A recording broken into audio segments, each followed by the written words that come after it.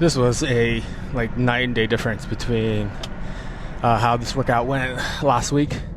Last week I did a 5-pound jump. This week I did the same, but last week felt like an absolute grinder.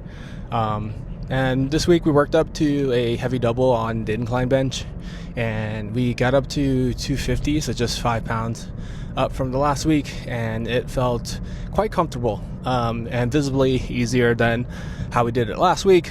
And so we're actually, now that I'm thinking about it, was being a little bit hard on myself, but we're actually reaching, PR territory, all-time PR territory. And as I've mentioned, we're down at the very least 25 pounds from our heaviest, maybe 20 pounds from when I actually did the incline bench press PR, and it was from 260 to 270. I can't remember exactly what it was. It might have been 265, but we are nearly there.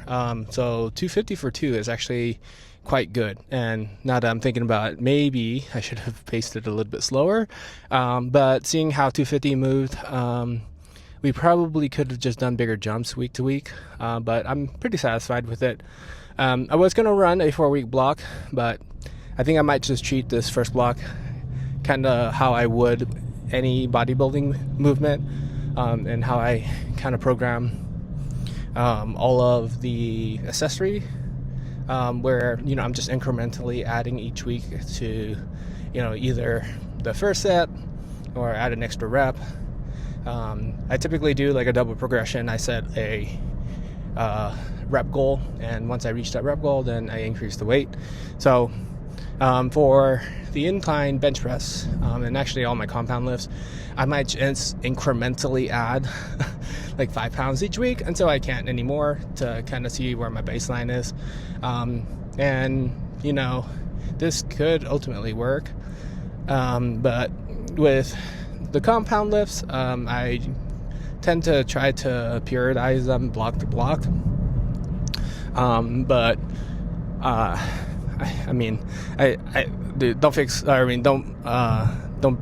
what is it called? I'm losing my words here, but don't fix what isn't broken. So I think I'm just gonna stick with it for now, especially being on the cut, and whenever I restart a block or I restart my rep schemes for the compound lifts, I think that I subconsciously set a certain expectation or a certain number in mind by the end of the block. So if I'm running a 4-week block, I have that week 4 weight in mind. So I think that if I just increase it week to week and let the weight comes to me, see where my progression is and just slowly add on, I make much better progress, and I'll kind of leave the ego at the door. And ultimately, if my PR was, let's say, 260 for the incline bench press, I'm 2 weeks away from doing a double on that. So next week, I think I'm just going to stick to that, with the back off sets as well, just incrementally increase those.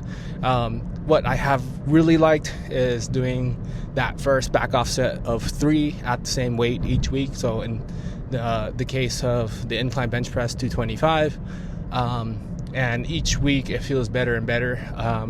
So I think I'm gonna stick to that scheme until I can do all the back off sets with that same weight. Then what I would then do is increase that first back off set. So but everything else going really well, feeling significantly stronger on this day than last week. Maybe that's due to the external variables, but maybe this is a little bit of a trend where the second week into the block I just feel like absolute dog shit. So I might have to reel things back on that second block, just to give myself a little bit of a runway, and just know that I'm going to be detrained and not acclimated yet. So but we will kind of see where everything progresses, and so we'll see where we stall. Hopefully this time around I don't get stapled when trying to do a double PR on the incline bench press. A part of it too that I think may have contributed to the incline bench feeling much stronger is, I just started incline bench pressing twice a week, and maybe the first week or so just took a little bit of time to acclimate. So, but I think that increased frequency is probably making the incline bench press feel much more sharp. And also too, maybe I'm just making a list of excuses, but last week I kind of had the seat a little bit too high. So, but I think that we're kind of ready to PR. We also hit a new low weigh-in this week. And I can talk about this a little bit more in a different video, but I've been cutting without tracking at all.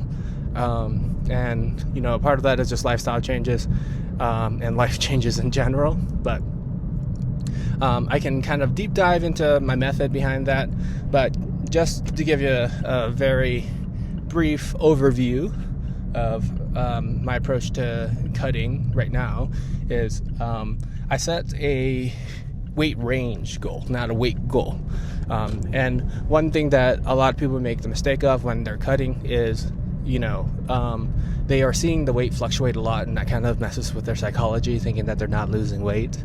But so if you are tracking every day, take the average of each week and see if you're losing weight that way. But if you're, and of course track your calories if you're able to do that. And realistically, everybody should be able to, and everybody really should if they're truly trying to lose weight. But if you don't want to, the method I use is that for a specific time period, I will set a weight range that I want to hit. So I do it in 5-pound increments. So for example, like right now, I just weighed under 235. So and that might be shocking to some of you guys because I probably don't look that heavy. But as I cut for the specific month of July, like my goal is to have a full week where I weigh in under 235.